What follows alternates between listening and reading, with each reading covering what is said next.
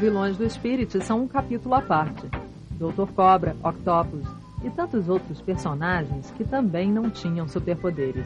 I see villains as people with a dimension. My villains in the Spirit were always small villains. They were not men who were to change the orbit of the Earth or to destroy all mankind. And no human being, bad or good, is totally, has a total one single streak, unless he is insane in some way. Even Hitler liked dogs.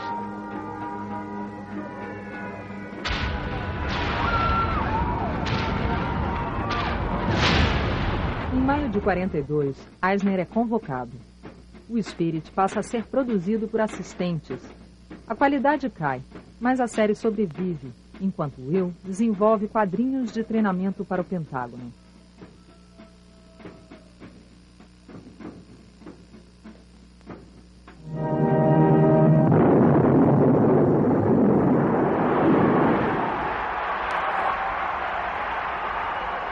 When I emerged from the Army, I was older, wiser, a little bit more experienced, and my attitude toward people was perhaps a little bit more sophisticated. So I guess you might call it a period of realism that the military left me with. Eisner podia se dar ao luxo de dedicar histórias inteiras do Spirit a clássicos como A Queda da Casa de Usher, de Edgar Allan Poe.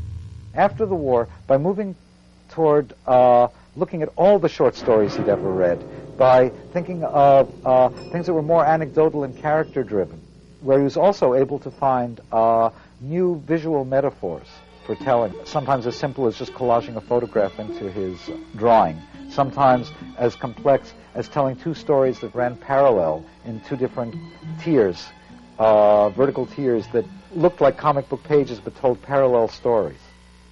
The pre-war spirits are actually preferred by some. I myself enthusiastically feel the post-war spirits from about 1946 to 1950 are the best. I think that's when Will fully matured as an artist and a storyteller, and I think he would agree as well. I think comparing the pre-war spirit with the post-war spirit is like comparing apples and oranges, because they're very different. Will was a different person as a young man before the war to a man with a family after the war. Will e Anne se conheceram por acaso durante feriado. Nascia ali amor para toda a vida. It was nice. I liked him right away. I thought he was very sophisticated, very intelligent, and lots of fun, and a nice human being. And that's what I was looking for. Anne is my contact with reality. Since I spend most of my life in storytelling, not in fantasy, but in fabricated life experience, it is important for me to have with me someone who is in contact with real life. Anne is. I'm very dependent on Anne for that. E é casado, no pós-guerra, que Will produz algumas das melhores histórias já escritas para os quadrinhos.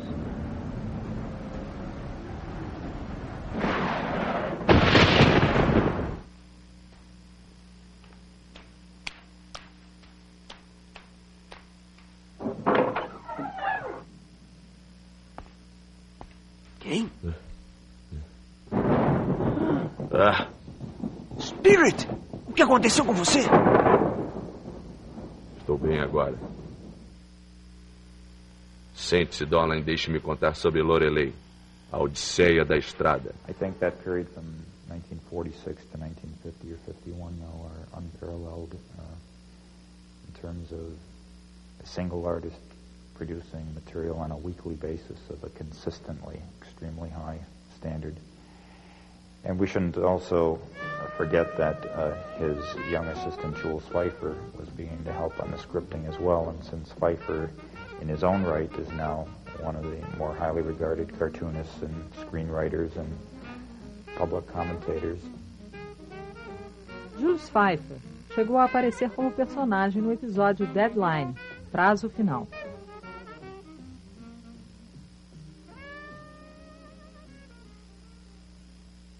Every artist, every writer has a preference for a certain kind of woman. We all do, all men do, basically. For me, the most exciting woman has always been a successful, able, competent woman. So these are the women I peopled my story with. I wasn't thinking in terms of women's liberation. It simply was a reflection of my attitude toward women.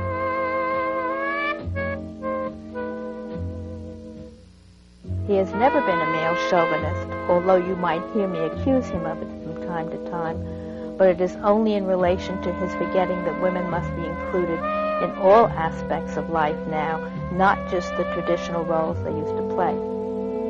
O que eu mais ressalto, o que eu mais gosto do desenho dele são as mulheres que ele desenha, que são maravilhosas, aquelas boquinhas assim, carnudas, os olhos expressivos, normalmente assim, assustados. As mulheres do Will Eisner são muito, muito interessantes.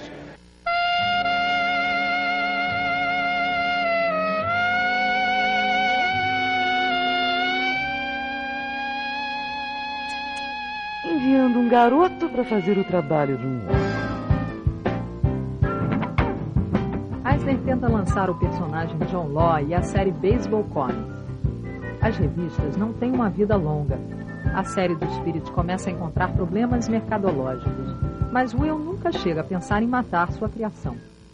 I don't think he's killable. I've never really thought of killing the Spirit, and I've been, over the years, been doing the covers for the Spirit magazine.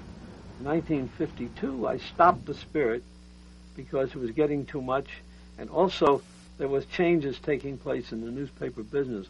The price of newsprint was going up, getting very high, and so the supplement was very, very expensive, and there wasn't enough room in it to sell advertising to pay for it, and so I felt the future of this thing would be limited.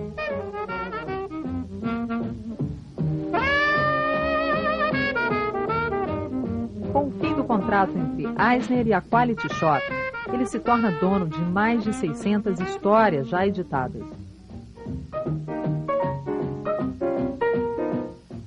Aproveitando a experiência em quadrinhos de treinamento adquirida durante a guerra, Will passa a dirigir a American Visuals, empresa especializada em produzir quadrinhos educativos. Ele é agora um executivo bem-sucedido.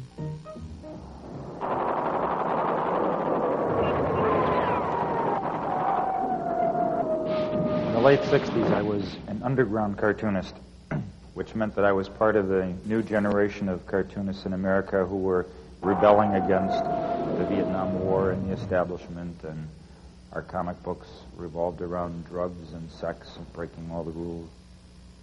By 1970, I was part of the establishment, essentially. I remember my secretary at that time came in and said to me, Mr. Eisner, there's somebody on the telephone who is inviting you to a comics convention. And there I met a few of the hippies. I met Dennis Kitchen, I met Art Spiegelman, I met Crumb, I think I met there too. They looked weird. They had long hair, and they wore beards, and they dressed funny. They had glassy eyes. You know, you could smell what they were smoking something. I don't know what they were smoking, but it smelled funny to me. And by 1970, Spirit had been dead for 20 years, and I was amazed that he even knew of the existence of it. The tradition of telling adult stories in comic strips and making political commentary goes back to the early days in this country. And it's been recognized as a protected medium. However, in the 1950s, there was a widespread effort to censor this kind of speech. As a result of that, the underground comics movement, so-called underground comics movement, flourished. First of all, as dittoed or photocopied works, and then more widely as published works. The first time I saw any work by Will Eisner must have been in 1964, 1965. It was in a magazine called Help Magazine that my idol Harvey Kurtzman was making. It was a very low-budget humor and graphics magazine by the guy who had made Mad. I began to look in comic shops to find older Spirit comic books. I first met Will Eisner in the summer of 1970 at a convention in New York City. That was, I think, 22 years old. And there was a comics historian, a Frenchman named Maurice Horn. And I had done, I think, some correspondence with him. And I saw him at the convention, and he said, you know, Will Eisner is a guest here. And I said, I know, I'm hoping to meet him. And he said, well, he wants to meet you. And I said, you must be crazy. Will Eisner doesn't want to meet me. I want to meet Will Eisner. And he said, no, he told me to find you and bring you to his room. So I said, this must be a mistake. But it was definitely a moment where one had been told, don't trust anybody over 30. And this guy who looked more like Commissioner Dolan than Denny Colt was definitely over 30 years old.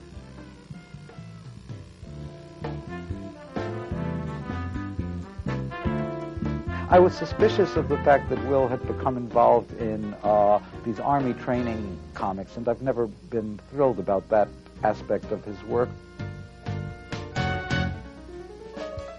I realized that something very interesting was happening. They were using comics as literature for the first time, as pure literature. He came from, obviously, an older generation of cartoonists whose rules were very rigid. And when Will did comics, they were aimed at a young audience. When he did work in the newspapers, it was a broad audience, but it couldn't really tackle controversial subjects. He had to be very careful about references to politics, sex, drugs, anything that was controversial. The underground cartoonists, like myself, I think, revealed to Will that this was a literary art form that had no boundaries, and this was exciting to him.